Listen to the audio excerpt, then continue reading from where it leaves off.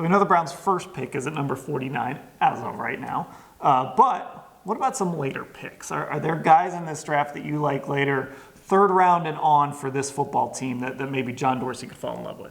Well, one guy I've been studying up on a little bit is a running back, just in case they do trade Duke Johnson, which I actually think there's a decent chance that could happen on draft weekend. So I've been looking at a few running backs. One that I came up with, Divine Azigbo from Nebraska, in part because I like his name a lot. Also, they did bring him in for a 30 visit, which again, I think is vitally important. When they're doing that, they really want to invest some time in this guy.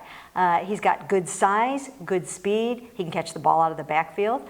He averaged more than 7 yards per carry last year, and he was second in the Big 12 with 12 rushing scores, so a lot of production there. A guy I like is Terry McLaurin from Ohio State. This is a guy that we know John Dorsey will take guys from Ohio State, which I know has made Browns fans happy. But this is a guy, when you look at the testing numbers, he's fast.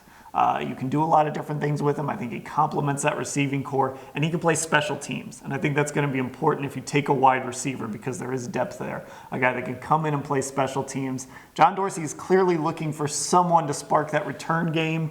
He signed a guy that last played at Phoenix College 2 years ago to maybe compete there. So he's looking for someone to spark that return game, and that's an area where McLaurin could help as well. So I've got him, maybe in the third round. Almost definitely, if he falls to the fourth round, I would keep an eye on him. Well, I'm going to go way later in the draft. I'm going to look at someone who's probably going to be available in the 7th round. Well, he should be available in the 7th round. Andrew Wingard of Wyoming, safety. He's played strong safety primarily the last few years, but does have experience at free safety. The Browns met with him at the Shrine game where he played really well. The thing about him is his tackling ability. 454 career tackles, which is, I think, 11th most in college football over the past decade.